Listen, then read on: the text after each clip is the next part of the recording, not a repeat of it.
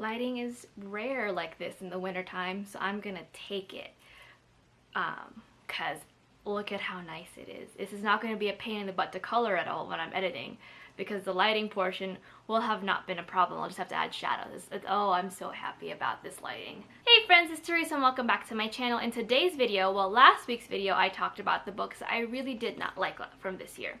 Now, this year, I'm going to be talking about the books that I really loved from this year. Well, most of them. I'm in the middle of an arc right now that's coming out for January that I really am enjoying and I can't like stop putting down, but I haven't finished it like I hoped I would by this time and by this point in the week. So that'll be a different conversation for a different time. Alright, so like I said, today is going to be the top 10 books that I really love this year, plus some 4 honorable mentions. So let's get into it because I do have a lot to say. And as per usual, if you guys wanted to see my full-fledged thoughts on these videos or these books, I will leave them linked down below for you guys in the description. And if you want to see more videos from me, please feel free to hit like, subscribe, and comment just so I know what kind of videos y'all are drawn to. It gets me able to plan around what you guys are drawn to. It helps a lot actually. So, but let's just get in the video. Alright, so I'm gonna start off with the honorable mentions. I only have 4 of them. Now the first one I have read recently. Unfortunately, I cannot talk about it at the current moment. I'll throw a little infographic up here. It is part of the SMMP boycott, which is St. Martin's Press and all of the imprints. Boycott, if you guys have not heard about what is going on, you know, not everyone has social media or a TikTok or really like closely follows these things. But I think back in October, when the entire situation with Gaza has started to really get more media coverage, when we started to get more information on what was going on in Gaza, and as things progressed, a marketing person of St. Martin's Press posted some really racist remarks all about Pallywood and all the things in regards to Palestine and all the things. Now this person has had direct contact with influencers. I think they're the person who pushes forward ARCs, who gives ARCs to influencers. So you can kind of see the concerns there that a lot of influencers are starting to raise questions of that. If this person has these beliefs, how is this affecting their ability to get ARCs? How is this making sure that we are giving ARCs to people whom can speak to the voices and have, like, you know, allow for a diverse selection of influencers who are marketing these books for free? Now, the boycott in and of itself is it's not calling to cancel this person. I'll leave the link to the boycott down below for you guys, but it's what it's asking for is accountability. I believe Mari, I see them on TikTok all the time, has discussed that, like, what the boycott is actually entailing, and it's just discussing the policies, accepting the initial hurt, and just seeing how we can move forward with this to make sure that BIPOC influencers and BIPOC reviewers are not harmed by this person's direct racism. They have not said anything. We've sent petitions. We've emailed a petition actually, and they responded, and it was kind of like, we understand things are hard right now, but, and the but statement there was kind of where we're all just like, that's not what we're asking for. We gave you direct guidelines of what we wanted. We don't even want you to fire the person. We just want you to speak on it and make an actual statement on what your motives are moving forward and what you're going to plan to do to make sure that this does not happen again and does not harm influencers' abilities to read books that they are interested in. Has not happened. But if you guys are not aware of like the limits of the boycott, you can still buy the books, you can still read the books. We're not telling you guys like how in the HarperCollins strike was to not read or purchase any of the novels. You can still buy it, you can still read them. You just cannot do what influencers are meant to do, which is to market the novels to an audience. So this is where this is coming in.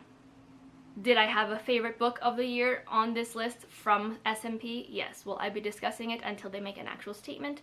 No. But come the time that SMMP does make a statement and moves forward in a manner that feels respectful to the entire situation at hand and feels respectful to the influencers who have been directly harmed because of this person's racism and racist comments, and potentially their inability to receive ARCs because of these comments and these ideals in this person's brain, I will release a full-length review of this novel.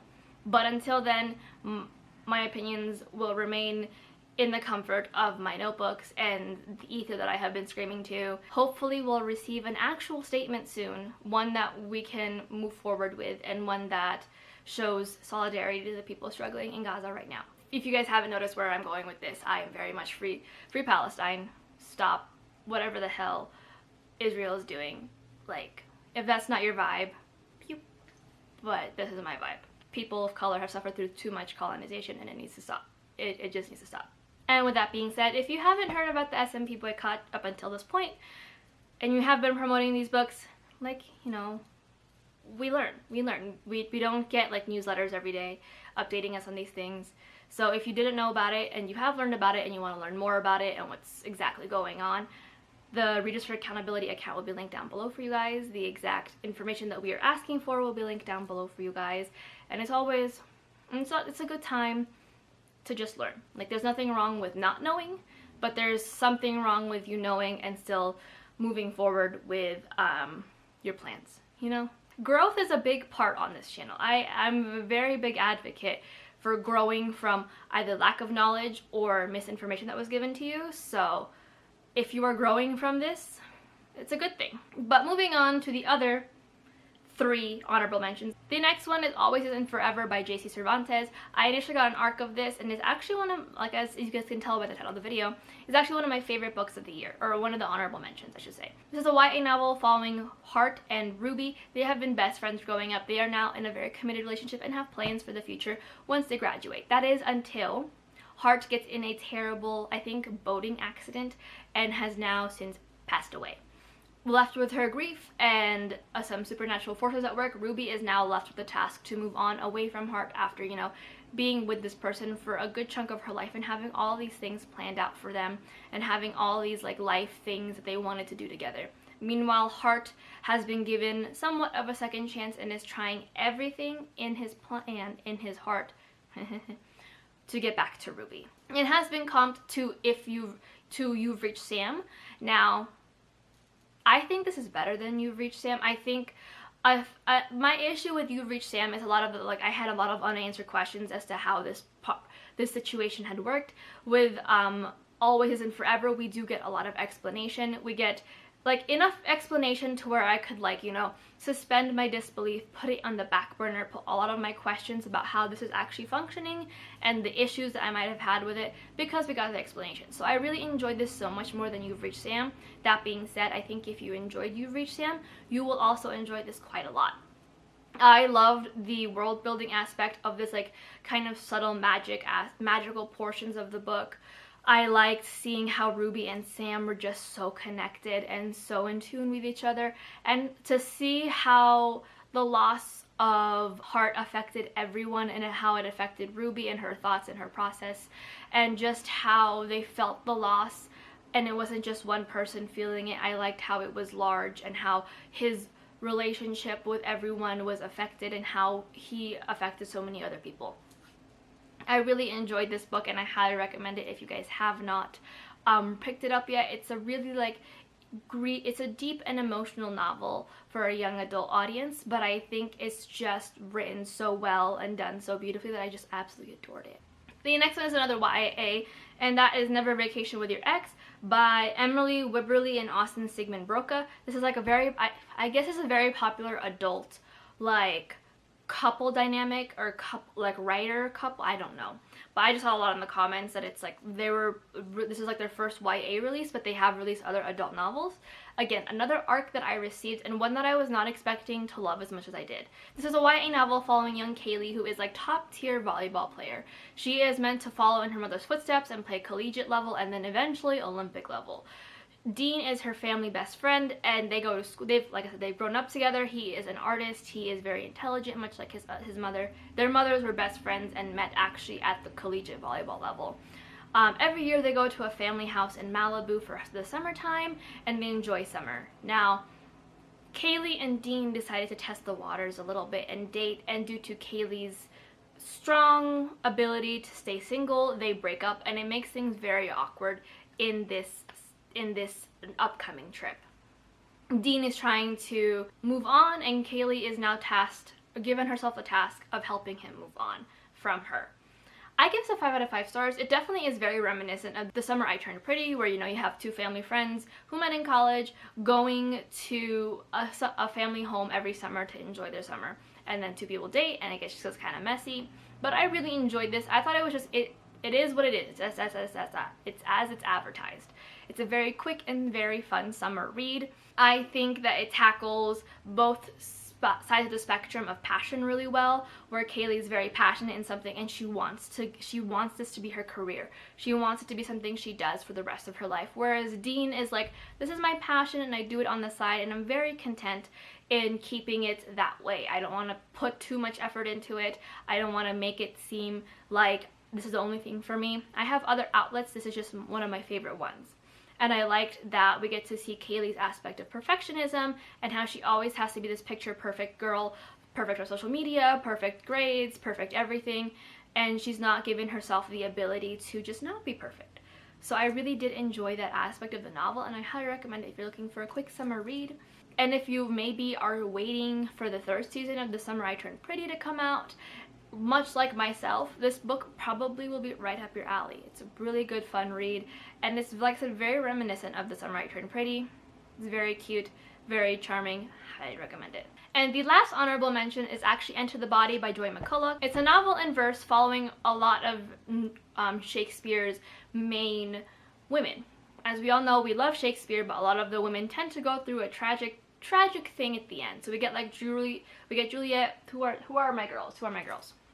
We get Juliet, Ophelia, Cordelia, and Lavinia.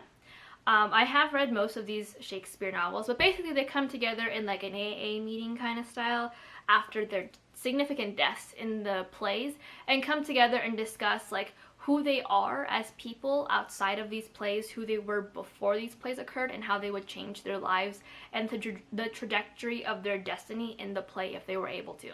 I wasn't expecting to love this as much as I was. Let's just say that like Shakespeare and I have a rocky relationship. I have slowly started to patch my relationship with this playwright over the years due to some very poor professors that don't really know how to teach Shakespeare. They don't. I had a love for it in high school. I really enjoyed it in high school because I had teachers who knew how to teach it. And then come college, it just all fell apart at the seams. But this is a really good, I think, an interesting novel. It's a very like feminist telling on the Shakespeare heroines that often get looked aside for a lot of the heroes of his plays. I really enjoyed seeing their tragedies and who they were or supposed to be outside of these plays, and how exactly these men really affected their ability to be their own person inside the play, and how they would exactly change their course in their own way. Like we have Juliet, who is definitely more on the romantic side, and while her version isn't what like Lavinia and Ophelia and Cordelia would prefer, because they're not as young as Juliet and maybe a little bit more like disillusioned with the concept of love, it still fits the idea of what Juliet should be, which is a young girl in love and getting to experience that love without the pain of her family being in the way. So I definitely just like, it fits each characters, and I really enjoyed this. I thought it was a very fun novel in verse to read through, and I couldn't put it down, and it was a nice break from a lot of the thicker books that I've been reading. And I think I'll probably pick up a copy for myself in the future, just because I don't have a lot of poetry books on these shelves. They're very hidden because they're so thin. So I think I'm going to add this to my very limited selection of poetry books. Let's move on to the actual best books of 2023. Starting with number 10, and this is like definitely, until we start getting closer to the top 2 or 3, this is definitely no particular order. Like I just really enjoyed these books, and I had like, they're not like in numerical order, but I do have like a top 2 or 3 that I really enjoyed, and I would love to say them in that category, but the rest are just kind of like, I just put them there. But this one is Damned If You Do by Alex Brown. I received a fully finished copy of the book, and I do have a full-length spoiler-free review for your own general perusing. I'll leave those linked down below, as I often do. Now this is a YA horror dramedy following young Cordelia. She has not had the best go of it. Her father, her very abusive father, had left them randomly, and she is just kind of left with the pieces. She is ultimately depressed, and she has a crush on her like best friend, and she doesn't really know how to go from there. Now, coming of the week of like her her town's Founders Week, she runs into a demon who is here to collect a debt that she didn't even really realize was a debt that she made. And with that being said, she now has to capture another demon in like a little Disneyland Maleficent like statue. Like I said, this is a horror comedy, not a horror dramedy, sorry. And it's very much like, it's set in like a theater kid setting. There's a lot of play jargon. It was very fun and interesting. I think this is Alex's debut novel, and I was very lucky to have received a finished copy of it. I think that Alex has a really good leg and a really like good foundation after this novel. In like a horror drama comedy aspect, it definitely pulled on, I'm assuming, a lot of Alex's personal efforts with being in theater and a lot of like her ability to like play with those things and love of horror. And I know she's coming out with another novel, or it's already out, and it's about vampires, and it's like Buffy the Vampire Slayer, but even gayer. So I just need that in my life. It's gonna be another review in this channel. So I highly recommend this book if you have not read it. It's very light on the horror.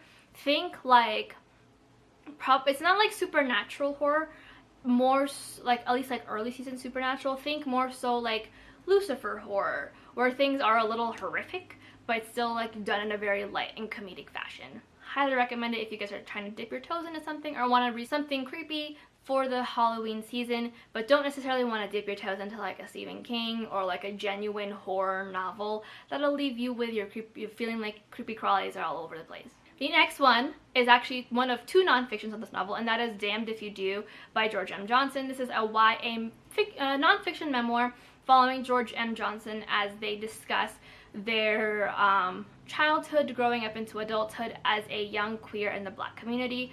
I have been meaning to read this book since it came out. This has been on my TBR for a hot minute, and I finally read it for Trick or Treat-a-thon, and much like the rest of these books on these shelves, I regret not reading it until now. It was a beautifully poignant novel, a memoir. It was done so well, and I found myself crying at so many parts. I really resonated with a lot of the concept of like creating a home for kids, even if it's not their home. I just loved everything that was written in this novel.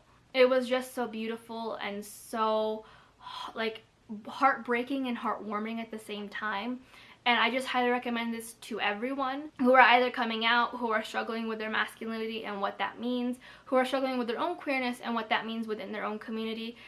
I just think it was beautifully done, and I highly recommend this book if you guys have not read it yet. Don't be me. Read it now. Read it right now. Like, go to the store and pick it up right now. But yes, I highly recommend it if you guys have not read it yet.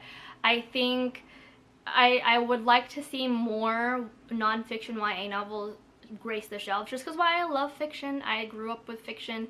I think that in terms of like finding solid representation and imperfect representation in its finest and like the best way possible, nonfiction is the way to go, because like not everything's gonna be perfect.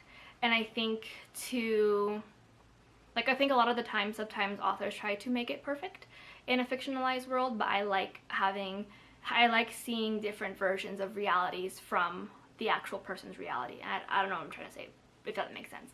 But I really enjoyed this book, and I highly recommend it if you guys have not picked it up yet. I will be picking up more of George M. Johnson's works should they decide to publish in the future.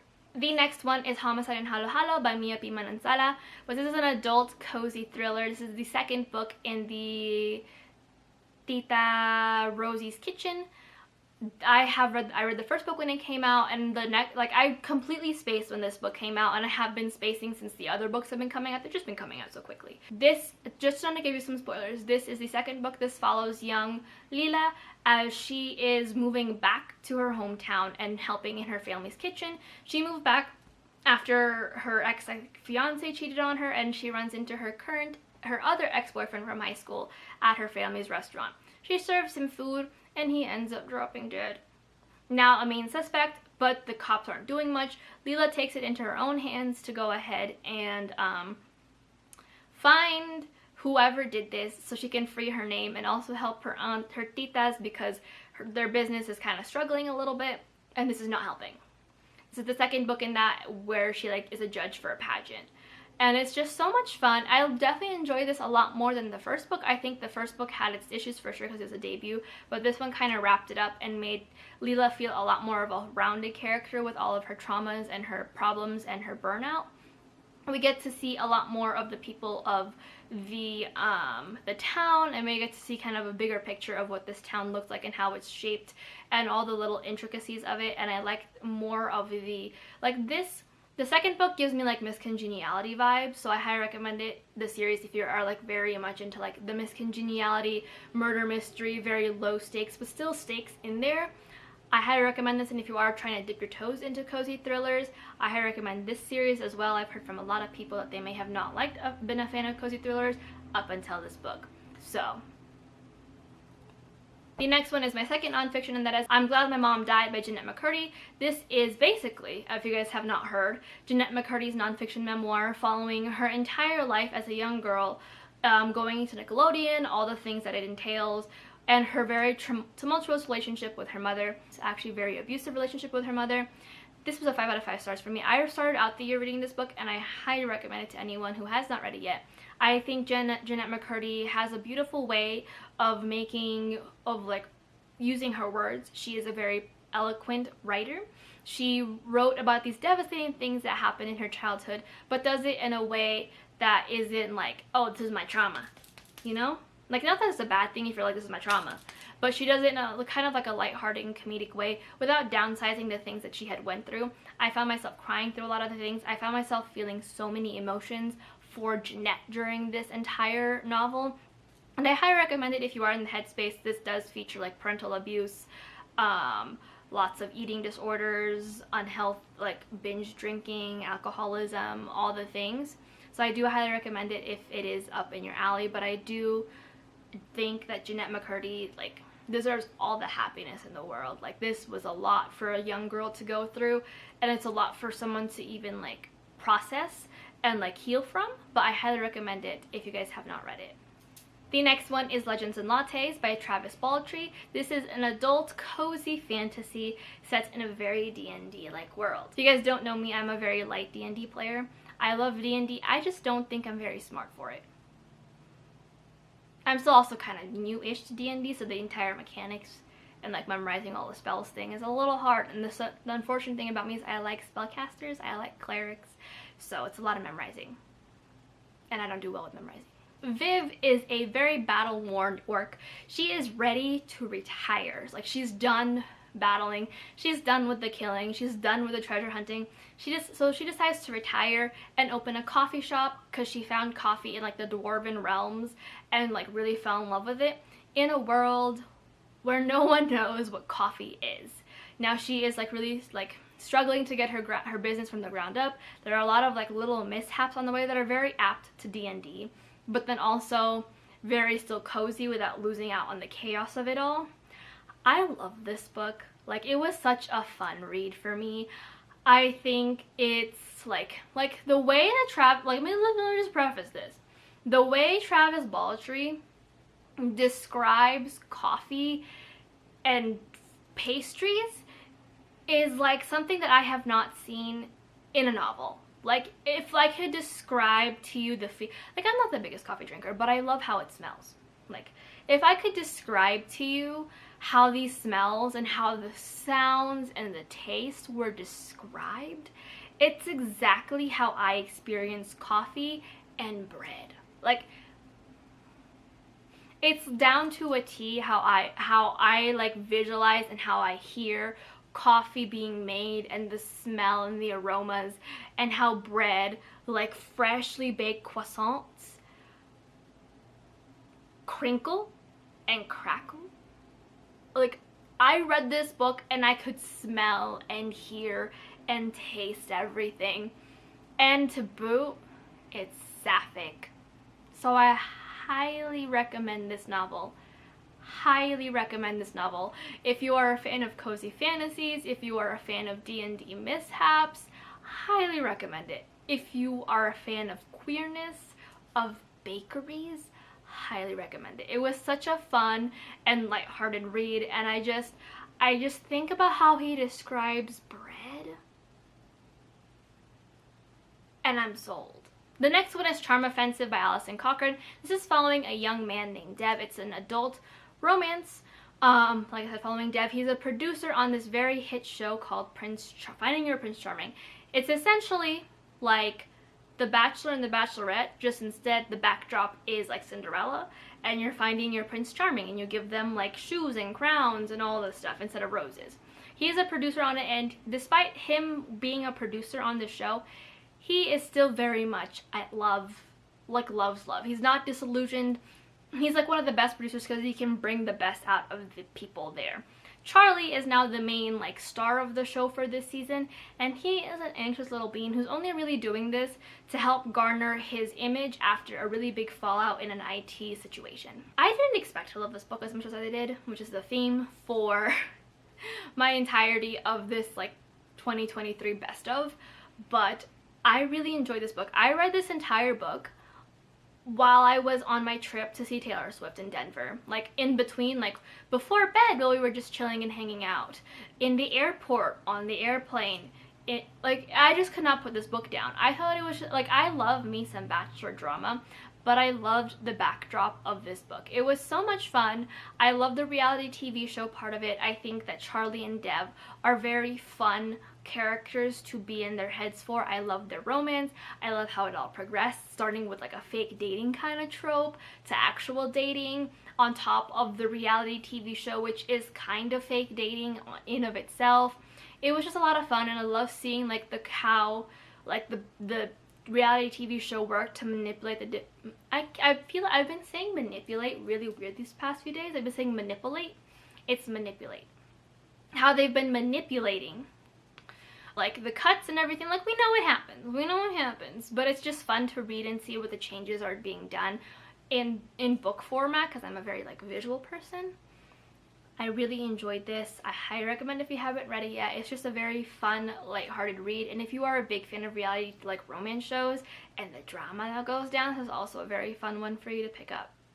Highly recommend it. Highly recommend. Moving on to my top 4. And the first one is Monday's Not Coming by Tiffany D. Jackson. This is a YA mystery. This follows a young girl named Claudia. Her best friend Monday has disappeared after like their summer break. Yes, after their summer break, and she seems to be the only one concerned with finding Monday. Everyone in the world seems to be forgetting about Monday, but she seems to be the only one who retains her memories and, you know, is still really trying to find her and bring her home. I had my qualms with this book while I was reading it. I have a full-length vlog for this, actually, if you guys want to check it out. Like I said, I had my issues with it. But then there was a huge plot twist that happened that just made everything click. Like you could literally hear like the sound of like a lock clicking into place for me when I read that portion of the plot twist of the book. And this book was just so beautifully written about like friendship and like the love you have for the friends that you have, and protecting and listening to the people in your life, and listening to the Black girls who are often left unheard and are often left unfound, like when they do go missing. It was just a beautiful novel, and I think that this book needs to be read more. It's already pretty popular, but I want it to be read more. I think Tiffany D. Jackson did a beautiful job of giving this book so much care, because this is a thing that happens to a lot of young Black girls everywhere, every year, where they just go missing and it seems like no one's listening. It seems like no one is truly looking for them, and I think she did everything with such an intensive amount of care that you could feel the amount of love Claudia has for Monday pouring out of these pages. You can feel the desperation she has to find Monday and to just have someone listen to her and hear exactly what she's trying to figure out. And it was just such a heartbreaking novel, and so like it moved me so much that I was like in shock when I found out the truth, and I had to keep rereading, and I had to keep just trying to figure, like, the ending for me like had me in tears. I read through it the ending the first time, and I didn't really get it, and then I had to like go back and like read through it a little more slowly and like really just absorb what it is, and it left me in tears. Like the final line of the book, what is just like so heartbreaking, but still, like I said, so beautifully done, and just like wrap the story up together. in a way that I think only Tiffany D. Jackson can do, and I highly recommend this book. I highly recommend this book. It is such a beautiful book. I love this book so much, like so much. The next book in my top 3 is Honey Girl by Morgan Rogers. This follows young Grace Porter as she graduates with her PhD, and she actually decides to go to Vegas to celebrate and wakes up married. Now, living on completely different ends of the world, the two of them start corresponding, and we get to learn a little bit more about Grace and her struggles with really moving forward after her PhD and their love story as she decides to just run away. She goes, you know what, life is a little hard for me right now. I'm gonna go to my wife and get to know my wife. I love this book. Y'all mismarketed this book for me. A lot of y'all said it was like a cute little fun romance, but instead there were discussions of burnout, creative and mental burnout.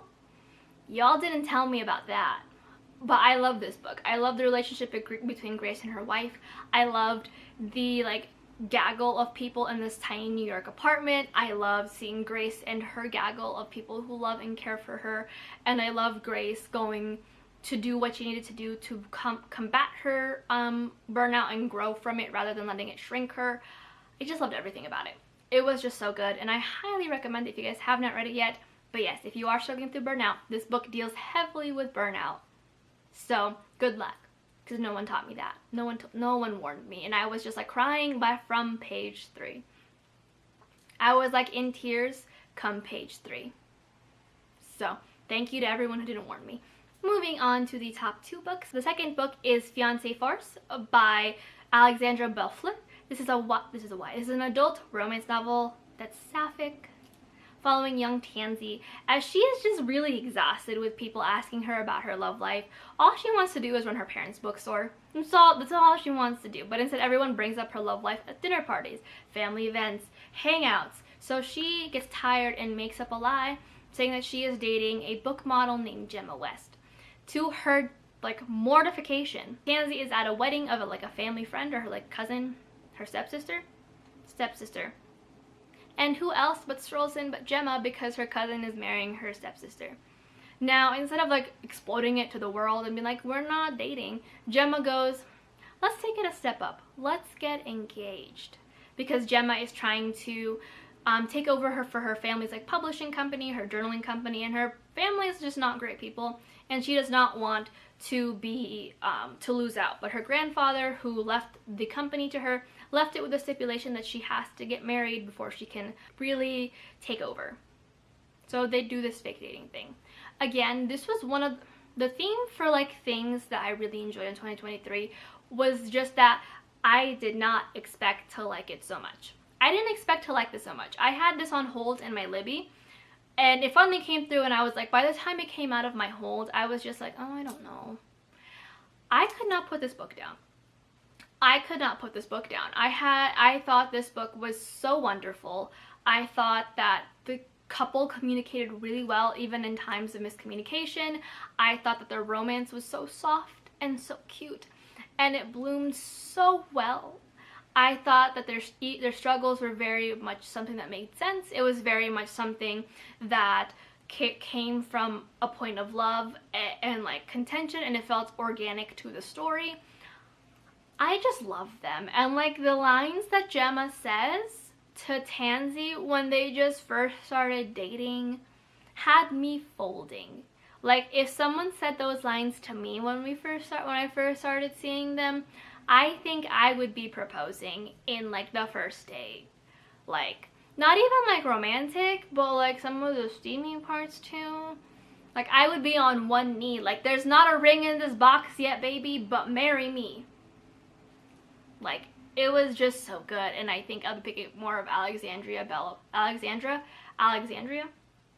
I'll be picking up more of the author's novels for sure, because this book was everything. It was everything. So the last book, my final book, my favorite book of 2023, the one that I could not stop thinking about, was To Shape a Dragon's Breath by Monique Will Blackgoose. This is a YA high fantasy dark academia novel following young Anekus, who has lived in her tribe of Masquapag for most of her life. She is 15 and she has never seen a dragon because the dragons of her, like, the native people, the indigenous people of this land have been long extinct due to a great, like, massacre That is until she finds a dragon and hatches it and becomes the first ever in her tribe to have an egg after so many decades of this being gone. Now, in order to keep the colonizers from touching her land again, and to keep them from thinking that having a dragon will cause war, she is now being sent to the English School of Dragon-like Writing to learn about how to properly fly a dragon, how to raise a dragon, and what it means to be a dragon writer.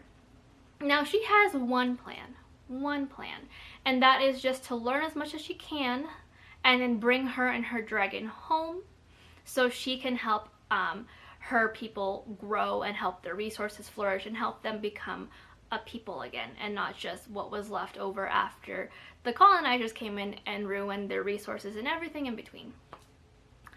I love this book. Much like the rest of these books on this list, did not expect to go into this book loving so much. I got approved for this arc and I completely forgot what exactly was going to be in this arc.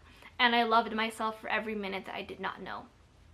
I think this is a beautiful book about colonization and imperialization and how that affects not only the people but the land. I love seeing Anekus in her steadfast and almost stubborn, but in the best way possible way, of staying true to who she is and who her people are, and not like adjusting to fit the English societal standards, because there's nothing wrong with what her people do. There's nothing wrong with what her people do. It's just different. And because it's different, the English hate it and want to change it and think it's less than. And Anekus does not think that.